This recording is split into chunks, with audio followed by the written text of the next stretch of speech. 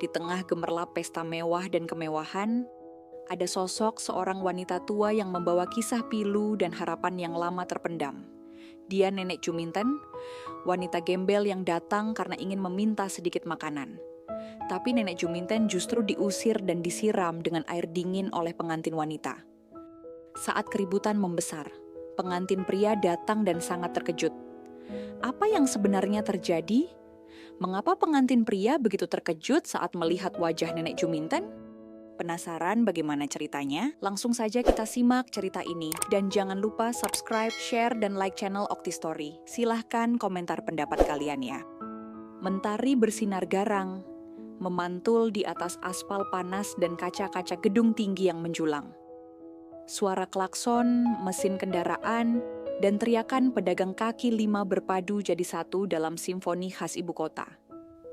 Di tengah hiruk-pikuk itu, seorang wanita tua berjalan perlahan di trotoar yang licin oleh sisa gerimis pagi. Langkahnya pincang, seolah setiap pijakan adalah pertempuran. Bajunya kumal dan basah, warnanya sudah tak jelas lagi. Rambutnya yang sepenuhnya memutih terurai seperti kapas lusuh yang diterbangkan angin. Tubuh ringkihnya hanya dibalut syal usang yang pernah berwarna merah tua. Mungkin dulu, entah kapan. Tak seorang pun menoleh padanya. Tak satu pun yang peduli. Namanya Nenek Juminten. Dulu, ia adalah seorang ibu rumah tangga biasa. Bahagia, sederhana, punya rumah kecil dan seorang anak laki-laki yang manis. Tapi semua itu hanyalah kenangan yang perlahan memudar. Hanyut dalam arus banjir besar yang terjadi 2 dekade lalu. Arus itu keras dan penuh lumpur, merenggut segalanya. Rumah, harta benda, dan anaknya. Selama bertahun-tahun, ia hidup berpindah-pindah. Tidur di kolong jembatan, emperan toko, atau halaman masjid jika beruntung. Tapi satu hal tak pernah ia tinggalkan. Keyakinan bahwa anaknya masih hidup, bahwa suatu hari takdir akan mempertemukan mereka kembali. Di seberang jalan, gedung pernikahan mewah berdiri angkuh, berkilauan seperti istana kaca. Karpet merah terbentang, bunga-bunga mahal menggantung dari langit-langit, dan musik gamelan modern berpadu dengan alunan biola barat. Lampu kristal bergemerlapan, memantulkan wajah-wajah bahagia para tamu undangan yang berdatangan dengan mobil-mobil mewah. Hari itu, Jakarta menyaksikan pernikahan antara 2 keluarga konglomerat. Keluarga Hartanto dan keluarga Lesmana. Gabriel Hartanto, sang mempelai pria, tampil memukau dengan jas putih dan dasi emas. Pria muda, sukses, lulusan luar negeri, CEO startup teknologi yang sedang naik daun. Di sampingnya berdiri Nabila Lesmana, perempuan berparas sempurna, anggun dengan gaun pengantin berhiaskan berlian, seperti putri kerajaan dari negeri dongeng. Semua orang berkata mereka pasangan yang sempurna. Semua terlihat bahagia, tapi kebahagiaan itu hanyalah ilusi, dan sebentar lagi, semuanya akan runtuh. Sementara itu, di luar gedung. Langkah Nenek Juminten terhenti di depan pintu besar gedung pernikahan. Ia tak tahu mengapa ia berjalan ke sini. Apakah karena bau harum makanan yang menguar? Atau karena firasat yang menggumpal di dadanya sejak pagi tadi? Perasaan aneh yang seperti menuntunnya ke tempat ini, ia melangkah masuk ke halaman gedung. Tatapan para tamu mengarah padanya. Ada yang jijik, ada yang sinis, ada yang pura-pura tak melihat. Tapi Nenek Juminten tak peduli. Ia hanya mengikuti instingnya, hatinya yang berdegup cepat, seperti menyambut sesuatu yang sudah lama dinanti. Di tengah kerumunan, ia menghampiri seorang pelayan muda yang membawa nampan berisi kue. "Nak, bisakah saya minta sedikit saja? Saya lapar. Sudah 2 hari tak makan," ucapnya lirih, hampir tak terdengar. Pelayan itu terkejut. Ia menoleh, memandang wajah tua itu, penuh keriput, mata yang basah, dan tubuh yang nyaris roboh. Ia hendak meraih sebuah kue untuk diberikan secara diam-diam, saat sebuah suara melengking memecah suasana. "Hei, siapa itu? Keluarkan dia!" Semua orang berhenti. Musik mendadak senyap.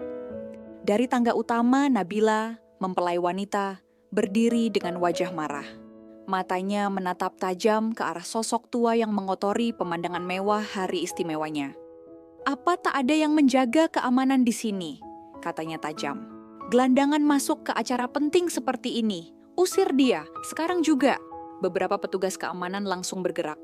Pelayan muda itu terlihat bingung dan bersalah. Tapi Nenek Juminten hanya berdiri diam, pandangannya terpaku pada satu sosok yang berdiri tak jauh di belakang Nabila. "Kau pikir tempat ini warteg? Ini pesta orang terhormat, bukan tempat pengemis menjijikan sepertimu," hardik Nabila dengan suara keras dan penuh kebencian. Nenek Juminten hanya terdiam. Air mata mulai menggenang di mata tuanya yang sudah keriput. Ia ingin bicara, ingin menjelaskan, meminta maaf, atau sekadar menyebutkan namanya. Tapi suaranya hilang. Tenggorokannya tercekat. Yang keluar hanyalah isakan lirih yang nyaris tak terdengar. Tenggelam dalam gemerlap pesta dan suara sendok garpu dari meja prasmanan. Tangannya yang keriput mencoba mengusap wajahnya. Tapi sebelum ia sempat mengangkat wajah atau berkata apapun, Nabila, calon pengantin yang tengah berdiri di tengah perhatian banyak tamu, menoleh tajam, wajahnya dipenuhi rasa jijik yang tak ia sembunyikan. Tanpa ragu, ia mengambil segelas anggur merah dari baki pelayan di sampingnya. Sebelum siapapun bisa menghentikannya, ia menyiramkan seluruh isi gelas itu ke wajah dan tubuh Nenek Juminten. Cairan merah tua itu mengalir di pipi keriput, menyatu dengan air mata dan sisa hujan yang masih membasahi tubuh renta itu. "Keluarlah, atau aku panggil satpam," bentak Nabila lantang. Suaranya menggema di aula pernikahan yang besar dan mewah itu. "Baumu saja membuatku ingin muntah." Tamu-tamu terdiam. Beberapa menutup mulut, tak percaya dengan apa yang mereka saksikan. Beberapa wanita tua dari keluarga jauh saling berbisik, menyentuh dada mereka. Syok. Ada yang menggeleng pelan, ada yang hanya memandang dengan ekspresi datar, tak ingin ikut campur, namun sebagian yang lain tersenyum sinis. Seolah adegan penghinaan ini menjadi tontonan gratis yang lebih menghibur daripada seluruh pertunjukan pesta. Nenek Juminten berdiri gemetar. Tubuhnya lunglai, kaki ringkihnya nyaris tak kuat menopang. Anggur merah itu mengalir membasahi baju kumalnya, menyatu dengan sisa hujan, mengubahnya jadi beban yang berat. Ia tak bersuara. Ia hanya bisa berdiri di sana seperti boneka tua yang dibuang dan diinjak-injak. Tapi mata itu berbicara banyak. Penuh luka, kelelahan, dan cinta yang tak pernah padam. Dan saat itulah, dari balik pintu kaca besar, Gabriel muncul. Ia baru keluar dari ruang rias bersama ayahnya, Pak Hartanto. Keduanya tampak gagah, tampak siap menuju pelaminan. Tapi langkah Gabriel terhenti. Matanya menangkap kerumunan yang aneh. Tatapannya tertuju ke sosok tua, basah kuyup dan gemetar, disiram anggur oleh tunangannya sendiri. Untuk sesaat ia tak bisa bernapas. Semua suara lenyap.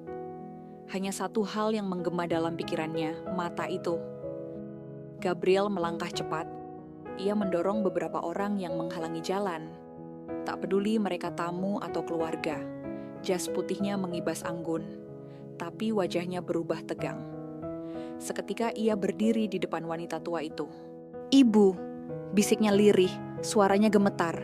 Wanita itu mengangkat wajahnya pelan. Wajah yang penuh luka, lelah, dan cinta yang tak pernah pudar. "Gabriel, anakku." Air mata Gabriel tumpah.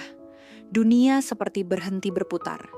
Ia menghambur memeluk tubuh renta itu, tanpa peduli pada gaun, jas, atau pesta di sekitarnya. Para tamu membisu, dan Nabila membeku seperti patung es. Ini benar-benar ibu. Yang dulu hanyut saat banjir itu. Aku pikir ibu sudah meninggal." "Ibu tak mati, nak," jawab Nenek Juminten dengan suara parau. "Ibu hidup, tapi dunia terlalu luas untuk ibu mencari kamu. Setiap tahun ibu berdoa. Berdoa agar Tuhan izinkan ibu melihatmu sekali lagi saja." Gabriel menangis. Ia menenggelamkan wajahnya di pelukan ibunya. "Aku mencarimu juga, tapi semua bilang kau sudah tidak ada. Aku bahkan pasrah, aku." Lalu ia berdiri, menatap Nabila. Wajahnya berubah keras. Tatapan matanya dingin, seperti es yang membakar. Apa yang kau lakukan barusan? Menyiram wanita tua ini. Itu ibuku, ibu kandungku. Nabila melangkah mundur. Tidak mungkin. Itu cuma gelandangan. Aku tidak tahu, aku tidak tahu. Gabriel menunjuk ke arah pelayan yang membawa baki kosong. Bahkan jika dia bukan ibuku, kau tak berhak mempermalukan orang tua seperti itu. Di depan umum, di hari pernikahanmu, kau bahkan tidak punya rasa kemanusiaan. Aku malu. Dia datang di hari pernikahan kita. Dia mengganggu. Lihat semua orang, mereka menonton. Nabila menangis. Gabriel, kumohon. Gabriel melepaskan bunga botonier dari jasnya. Ia menjatuhkannya ke lantai marmer putih, tepat di depan altar. Pernikahan ini batal. Ruangan mendadak hening. Aku lebih memilih hidup sederhana bersama ibuku yang tulus, daripada bersama wanita cantik yang tak punya hati. Pak Hartanto maju. Gabriel menoleh ke ayahnya, seolah menunggu amarah atau teguran. Tapi yang ia lihat hanyalah air mata di sudut mata pria tua itu. Pak Hartanto berjalan pelan ke arah nenek Juminten. Ia mengambil sapu tangan, lalu dengan gemetar, mengusap wajah tua yang basah oleh anggur dan air mata. Maafkan keluarga kami, Bu. Maafkan saya. Karena selama ini, saya tidak pernah tahu. Nenek Juminten mengangguk pelan. Saya tidak butuh maaf, Pak. Saya hanya ingin anak saya kembali. Gabriel menggandeng tangan ibunya. Ia berdiri tegak, menatap para tamu, kamera, dan lampu pesta. Kami pergi, dan mereka pun melangkah keluar dari gedung pernikahan termegah di kota itu. Diiringi tatapan semua mata.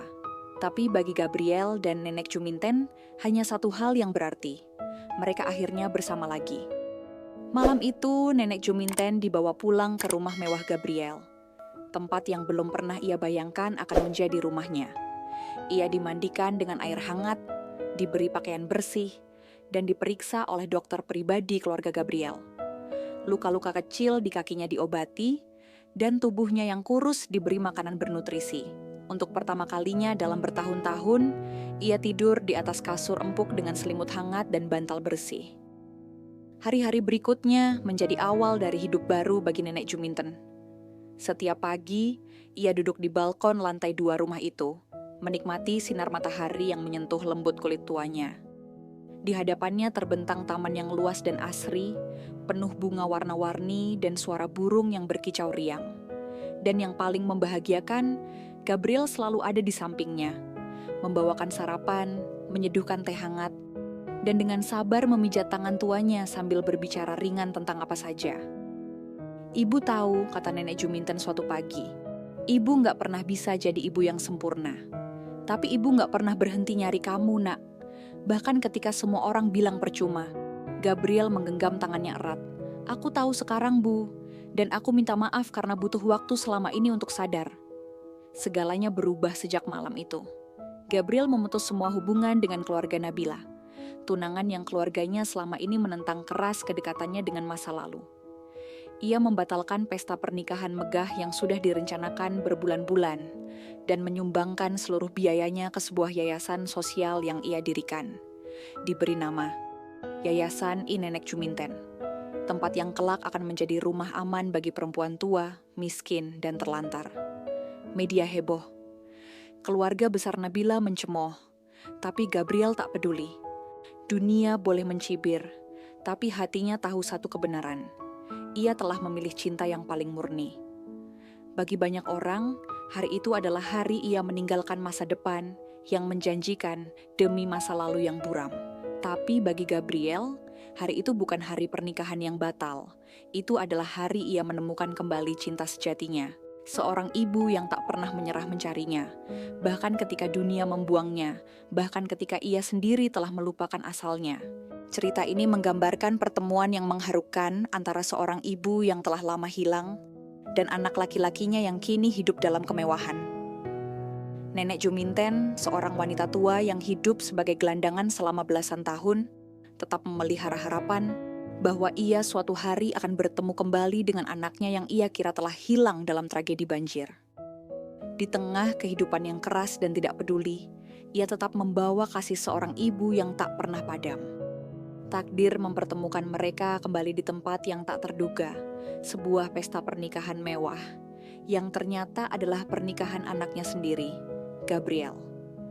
Ketika semua orang menghina dan merendahkan nenek Juminten karena penampilannya yang kumuh, hanya satu orang yang mengenali nilai sejatinya, putra kandungnya sendiri. Momen pertemuan ini mengubah segalanya. Gabriel membatalkan pernikahan yang telah dirancang sempurna karena menyadari bahwa calon istrinya tidak memiliki belas kasih terhadap orang tua dan sesama. Dalam keputusan penuh keberanian, ia memilih ibunya dan meninggalkan kehidupan palsu yang dibangun atas dasar status sosial. Cerita ini menjadi gambaran yang kuat bahwa cinta sejati, terutama cinta seorang ibu, tidak akan pernah hilang oleh waktu dan keadaan. Cerita ini membawa amanah yang sangat mendalam tentang pentingnya kasih sayang, penghargaan terhadap orang tua, dan kepekaan terhadap sesama. Di balik kehidupan mewah dan citra sosial yang seringkali menipu, ada nilai-nilai kemanusiaan yang jauh lebih penting untuk dijaga. Nenek Juminten adalah simbol dari kekuatan cinta seorang ibu yang tidak tergoyahkan oleh derita hidup. Meski ia hidup di jalanan, tubuhnya lemah, dan tak ada yang peduli padanya, ia tetap menyimpan cinta, doa, dan harapan untuk anaknya. Ketika akhirnya mereka dipertemukan, terungkap bahwa cinta yang tulus tidak membutuhkan pakaian indah atau pesta besar, cukup hati yang mampu melihat kebenaran. Cerita ini juga mengingatkan bahwa menghina dan mempermalukan orang lain, terutama yang sudah lanjut usia dan tidak berdaya, adalah tindakan yang tidak bisa dibenarkan dalam situasi apapun. Amanah dari cerita ini adalah agar kita jangan pernah melupakan jasa dan cinta orang tua, serta jangan pernah menilai seseorang hanya dari penampilannya, karena nilai sejati manusia terletak pada hati dan perbuatannya. Dan yang terakhir dari cerita ini, kita bisa memetik banyak pelajaran berharga.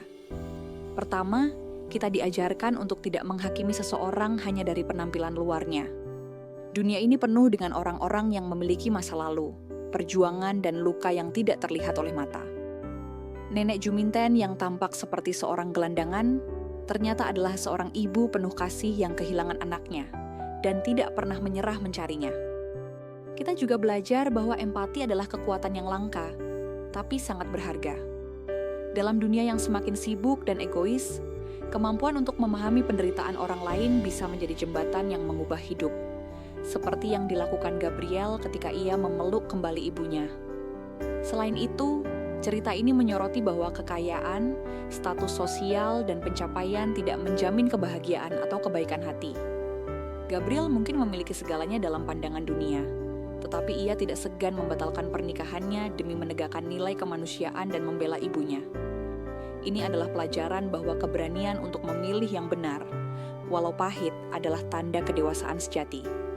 Terakhir, kisah ini mengingatkan kita untuk selalu bersyukur atas kehadiran orang tua, karena tidak semua orang diberi kesempatan untuk bersama mereka kembali. Dan ketika kesempatan itu datang, jangan sia-siakan. Sebab, cinta orang tua, terutama seorang ibu, adalah anugerah yang tak tergantikan oleh apapun di dunia ini.